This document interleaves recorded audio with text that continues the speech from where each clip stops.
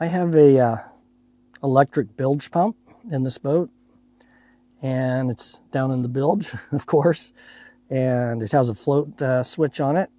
So when water gets down in the bilge inside the bottom of the boat, the float switch floats up and it switches the pump on automatically, and it pumps the water out. So if I get a leak, which would not be a good thing,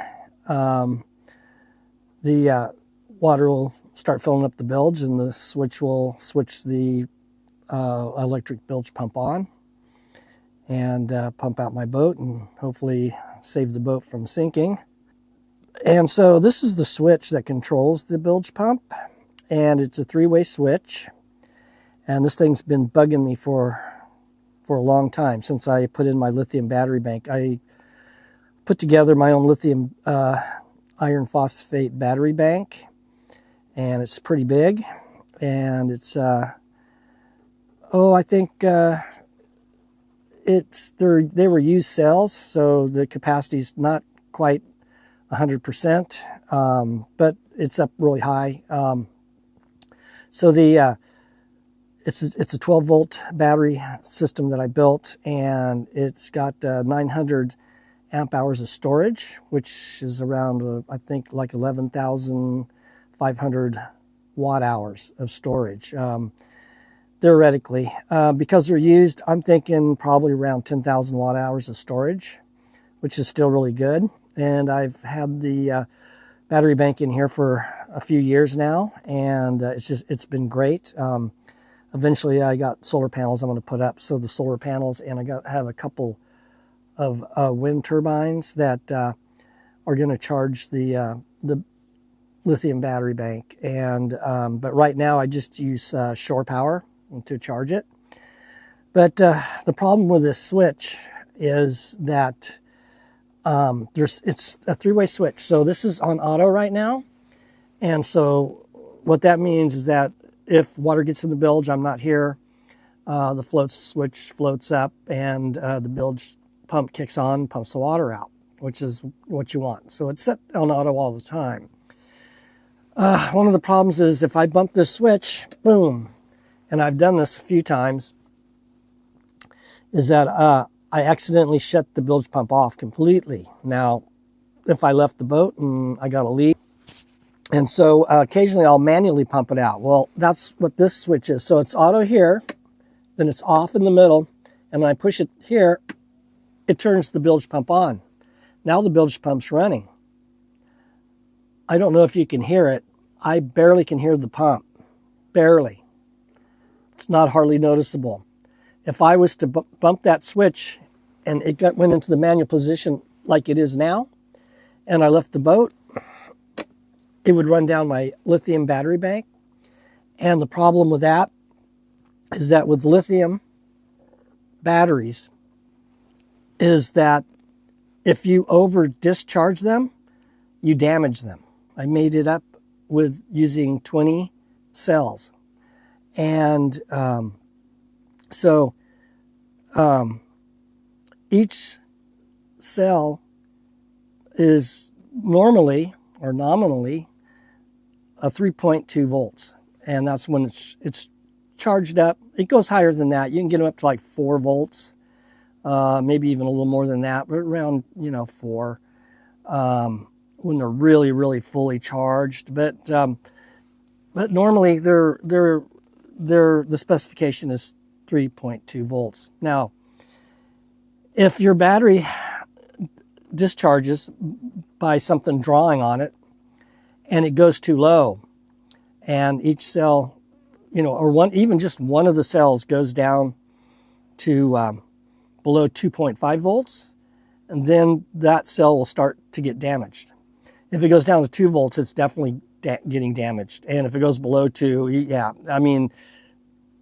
below 2.5, it's really risky, and you get down to like 2 volts or lower, that cell, you can just throw it in the garbage. The problem is that when I have all of these hooked together, all these cells, 5 of them in a row, they're hooked up in parallel. So the voltage is still low. It's still 3.2 nominal. And so I have 5 cells in a row in parallel, and I have 4 sets of those. And the 4 sets are now connected also in series, and that bumps the voltage up to 12 volts. And so what would happen is if I accidentally turned it on, the pump on, it's running, and I left the boat and say left for, all day or a couple days, and the 12 volt battery system will run down, and the entire battery bank could get totally destroyed. And lithium batteries are not cheap. So I need some way to protect this switch. And instead of buying a new switch, you can get switches that have a protector guard over them that flip open. So I decided I'm going to go ahead and build my own. So I got this electrical box. This is for like light switches and stuff in your house. And so I'm going to cover this with this box so I can't bump the switch. Now I need a way to open this box up so I can get to the switch. And also, when it's on auto or manual, I don't know if you can see it, but it lights up red. So there's a LED there that it lights up red when it's on, when the pump is running. When it's in auto, the light goes off. But if the float switch triggers the pump to come on, then this light will light up. So there's been times when I had a lot of rain, and before I fixed some leaks, I had a lot of rainwater leaks on this boat. I'd get quite a lot of water in the bilge, and again, I can barely hear that bilge pump, and so the light will light up even in the auto when the pump is running. So I remember one time I just was walking through the boat, and I looked down and I noticed the light was on. I go, oh, whoa. And it kind of freaked me out because, do I have a saltwater leak where, something under the water line came loose and the boat's taking on salt water, which means the boat would be sinking. But it turned out it was just rainwater. But I did notice the light was on, but I couldn't hear the bilge pump. So what I'm going to do is on the end of this box here, on this end here, I'm going to connect one of these solid brass hinges. So there'll be a hinge over here on the side, and that way I can open up the box to get to it. But I also want to be able to see through this box, and unfortunately I couldn't get a clear one. So I have some plexiglass I'm going to cut out. I'm going to cut a hole in this, and I'm going to go ahead and put plexiglass inside, probably inside, and so I can see the LED light if it lights up. So that's the project today, and then I need some way to keep it closed. And so I got some. I'm thinking I'm going to use neodymium magnets. I got a bunch of them. And so what I'll do is I'm just going to take some screws, and they won't be stainless steel because the magnets won't stick to stainless steel. So they'll be regular screws, and screw one screw here and one screw here. And then I'm going to put a magnet on this side and a magnet on this side. So the magnets will hold the cover closed. And they're real strong magnets, and I need something strong. So if I bump the box, it won't open up. And even if it opens up, it'd still be pretty hard to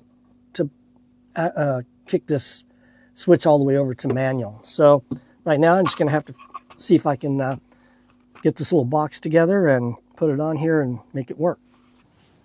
Okay, so I have some of this plexiglass left over. I built a spice rack, and I used this type of plexiglass, so it's L-shaped. Like that. Made an awesome spice rack. I love my spice rack because you can see the labels on the bottles, and I got it way up high, up by the roof, right above the galley. And it's real long, so I can put 35 bottles of spices in it. So yeah, I like a lot of spices when I cook. So what I'm going to do is I'm going to cut a piece of this and make a little window for this box. And I'm debating on, I think I'm going to make a round hole in this with a hole saw. That'll be the easiest. And I think that'll be the best way to go. It'll look better. It'll be kind of hard to cut a real nice square hole in this. I think I'll go ahead and drill the hole in this first. And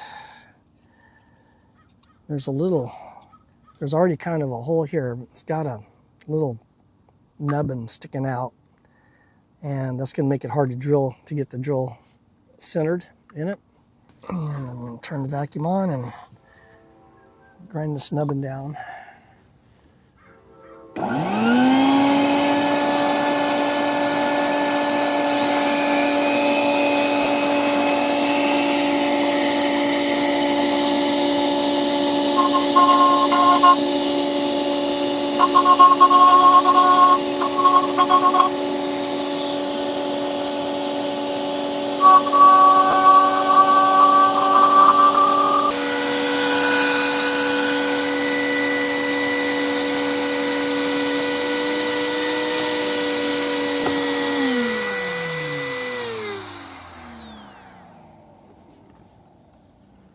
Okay, that worked good.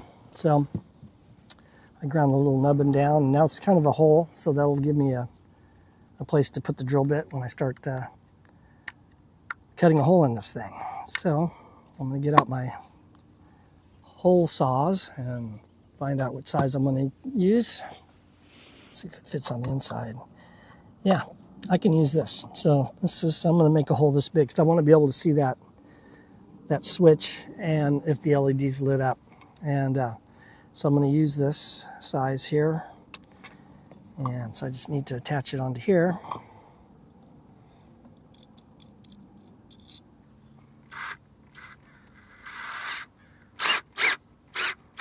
Okay. So now I'm going to drill into this.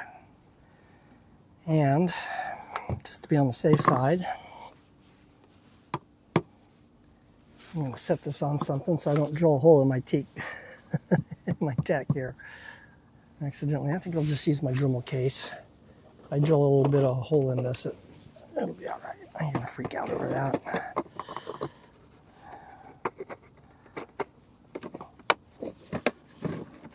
So I'll just use the bottom side here, just on top. And my glasses on, eye protection, even though it's a drill, I'm not going to really throw too much stuff, I don't think, except for when it starts to cut in, it's going to make some dust. So we'll do this again.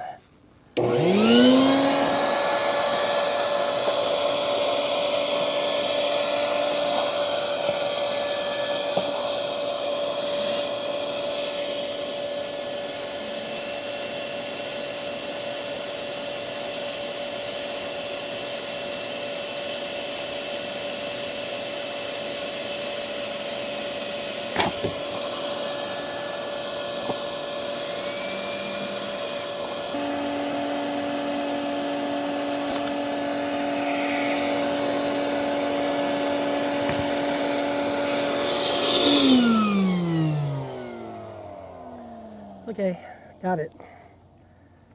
Yeah, it turned out good. Look at that. Not bad. So I'm just going to vacuum up this mess here. Not too bad. Stayed right in this area here. Didn't really go anywhere. So.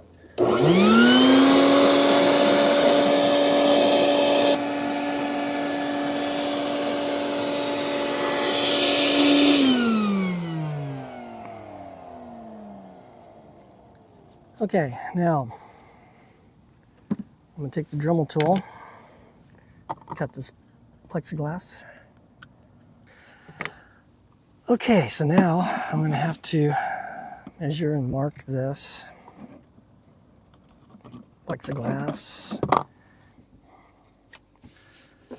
I'll use this little piece of cardboard here for a straight edge, so I can make a straight line.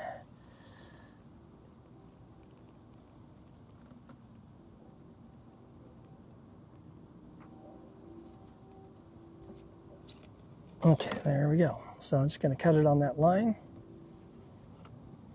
Okay, again, careful with the power switch. Yeah, it's a good idea to unplug any tool when you're changing the blades. because these little carbide cutters, they can cut you really bad really quick. Another thing you got to be careful with these Dremel tools is you don't want to get them in your hair. I've come close a few times. And yeah, I was, I'm outside working when I was doing all this fiberglass work on the boat, and I used the Dremel tool on quite a bit of stuff, and my hair's blown in the wind, and it got a little close a few times, like, whoa, don't do that. I'm going to cut down on this corner here first.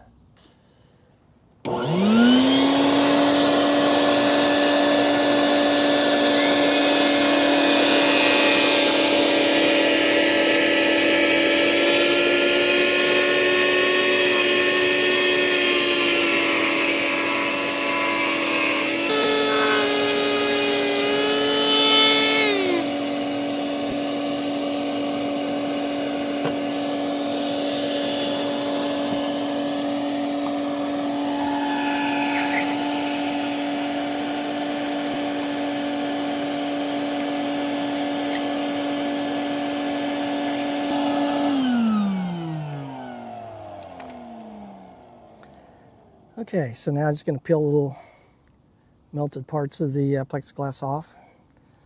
That's one thing about plexiglass. It's kind of hard to work with.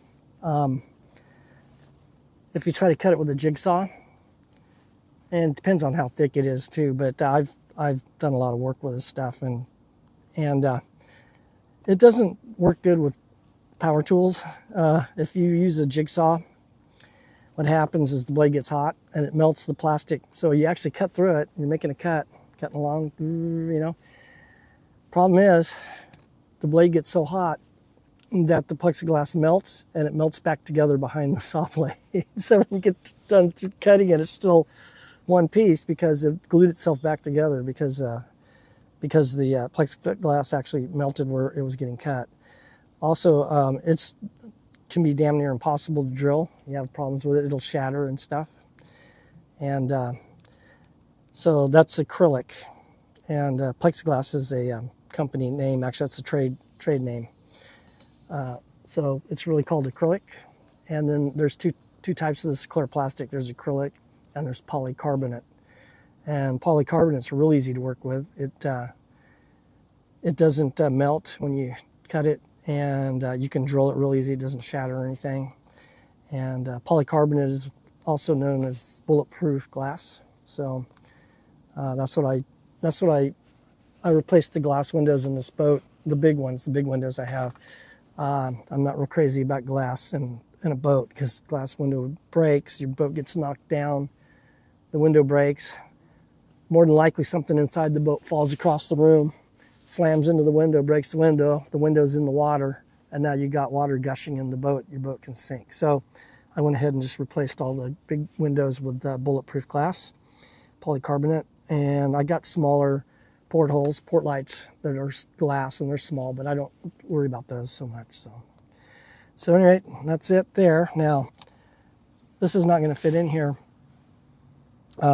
because of these screw thingies here. It's got these, you can put screws in here to screw this into the wall or whatever. And but I did this on purpose because what I'm going to do is I'm going to take the Dremel tool and cut a notch. I don't know if you can see these things. I'm going to cut a notch in these things way down here on the bottom. And I'm going to bend this plexiglass and push it into the notches, and that's what's going to hold the plexiglass into here. And I may go ahead and eventually, when I get this all set and make sure it's the way I want it, I'll probably go ahead and maybe use some epoxy to epoxy this in because I thought about epoxying it over the outside like this, but then you'll see the glue and it's not going to look good. So, I'm going to do it from the inside. If I had it on the outside, it'd be real strong. It'd be impossible to pop this plexiglass out. I think the way I'm going to do it now is going to be pretty hard to pop it out anyway. So let's see if this idea is going to work. So I'm just going to cut a slot in these screw hole thingies here down in the bottom with this.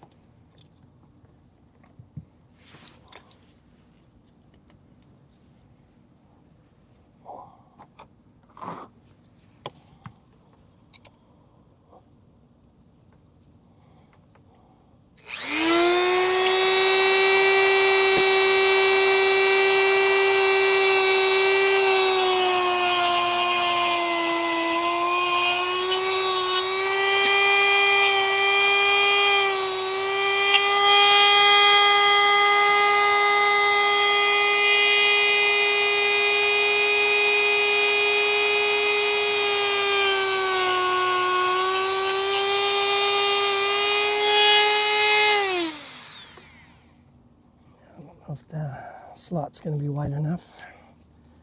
So I might have to make it wider, but we'll see.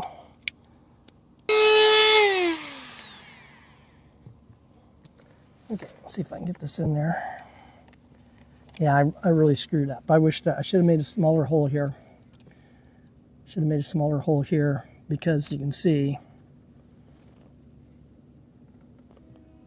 it doesn't cover the whole thing. It doesn't cover the whole hole. So let's see what happens here if I can get this to go in. I'm going to have to kind of bend it. I don't know if I can get this to go in here the way I want it. I hope I don't break it, but I got plenty if I do. Okay, it's going. It's going, it's going, it's going. Hang on, let's see if I can get it centered. At least it'll look better. Okay, this thing will shatter. Okay, got it, but the slots are not big enough. So it's kind of arched up here, so I'm going to have to make those slots a little bigger.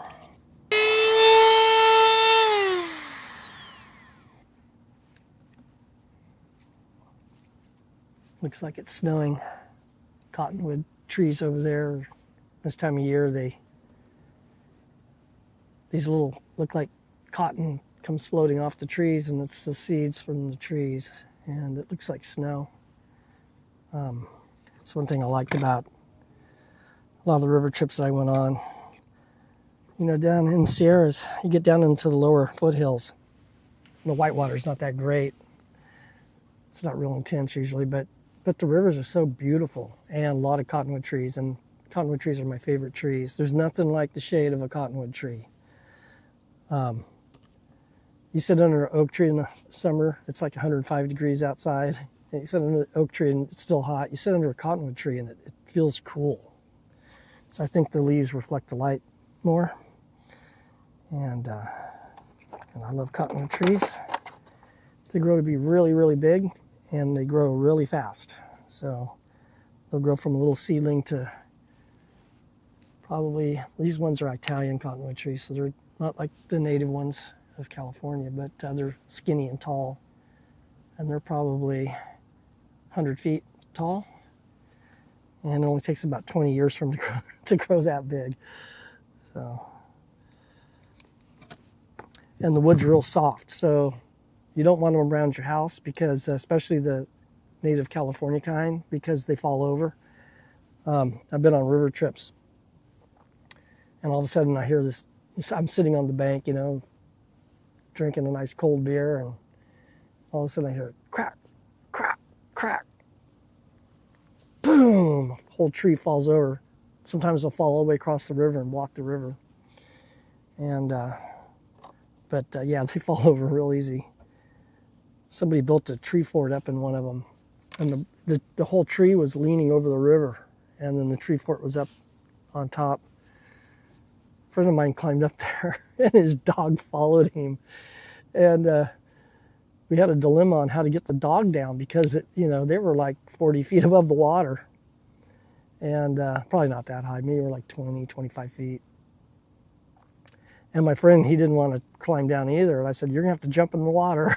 And so he had to throw his dog off out of the tree fort and into the water, because it would have been way too dangerous to try to climb back down and try to get that dog down. It would have been really hard, but yeah, the dog was okay. It was a golden retriever. It loves the water, so that was a fun day.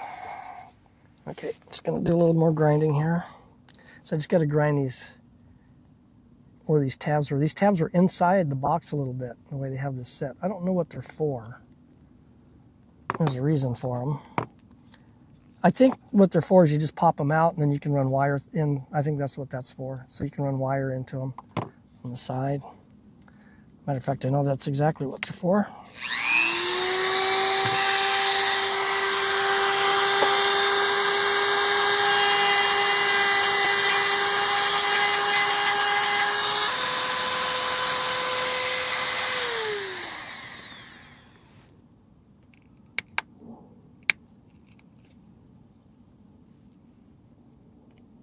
Ah, there it goes. Yeah, it's like that. It's Looks good. That's it. So there we go. So now I'll be able to see through it. The plexiglass is in place. It'd be pretty hard to pop this out. So it's in underneath those screw thingies. That's where I cut the slot, so it's slotted in. So it's in tight. It's up against the edge. Looks good.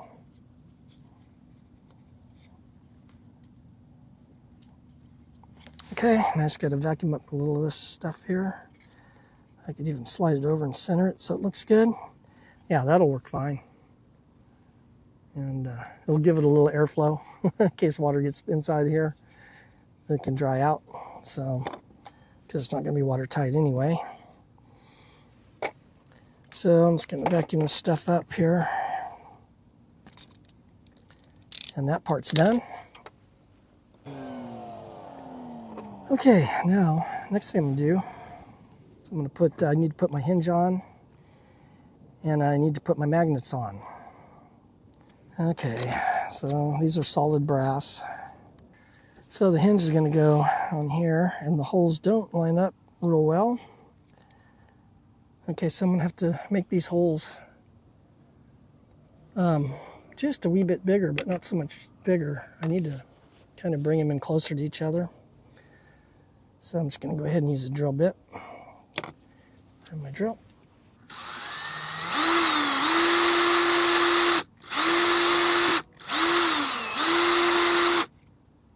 So I just needed to elongate them a little bit. I'm going to look and see if I got any Loctite. That way I can put some Loctite on the threads so these don't come unscrewed. So, at any rate, there you go. So it's hinged now.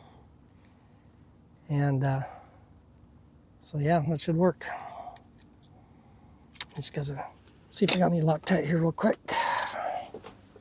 So the Loctite just keeps these screws from coming loose. So it just kind of glues the nut on.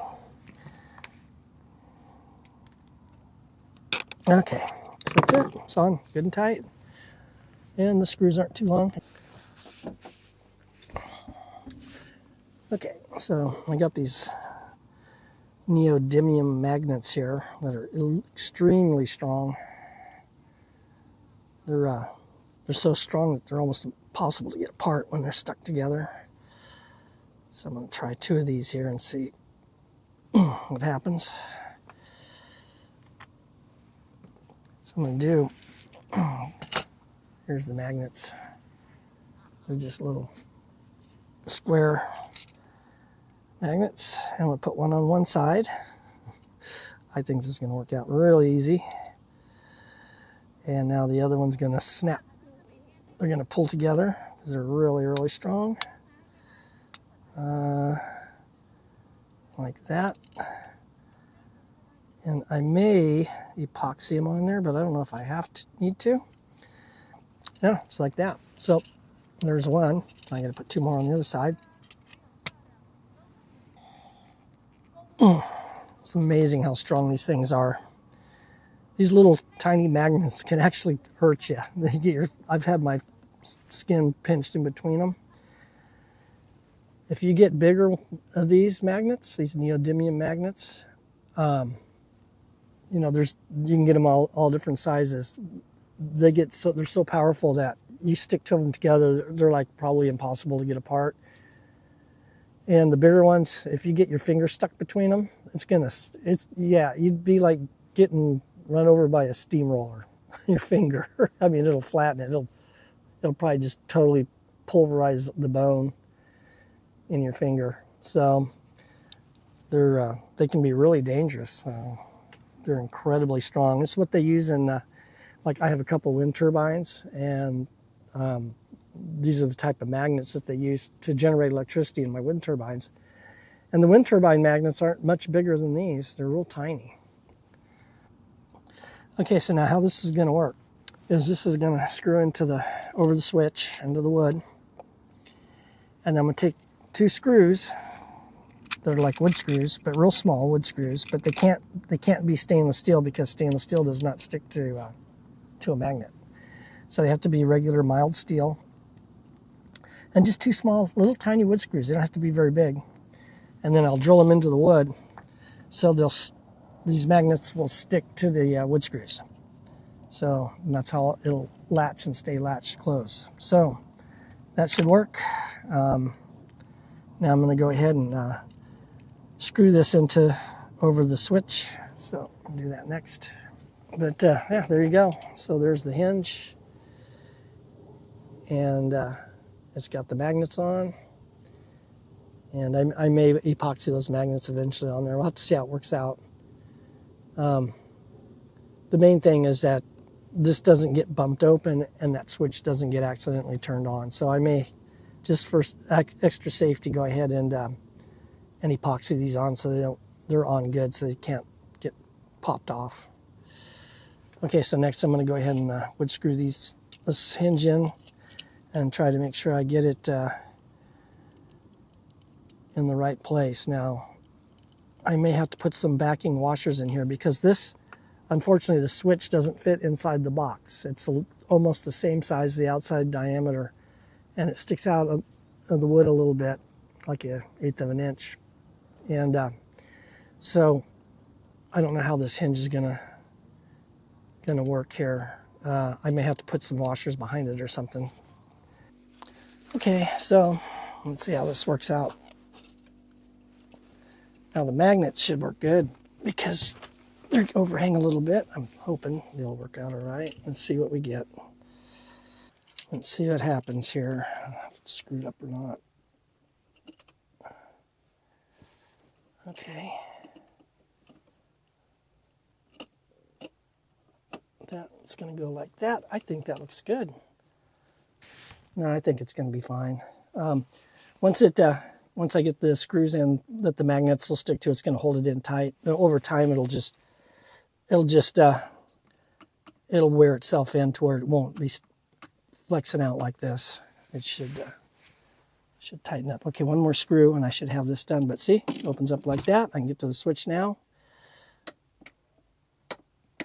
And then I'll be able to close this back up. Okay, so I'm going to go ahead and put these little screws in. They're actually little sheet metal screws, but they'll go into wood okay. So these will stick to magnets because these are not stainless steel, so they will stick to these magnets. And I do this instead of using a drill. And just got to be careful not to split this teak. Teak wood splits really easy, so I hate doing this, I really do. I don't like drilling holes in my boat. Okay, and just put these in.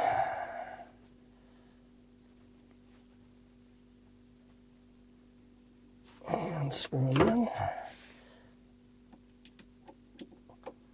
And I'm not going to go all the way in, because my hinge, I could put another spacer and make it fit a little tighter, but I think I'm going to leave these out a little bit.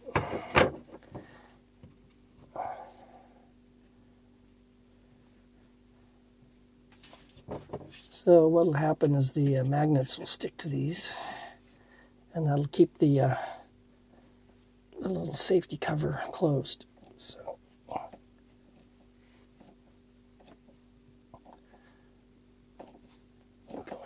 out like that. Okay, let's see what happens. There you go. So if you found this video helpful or entertaining, please like and subscribe.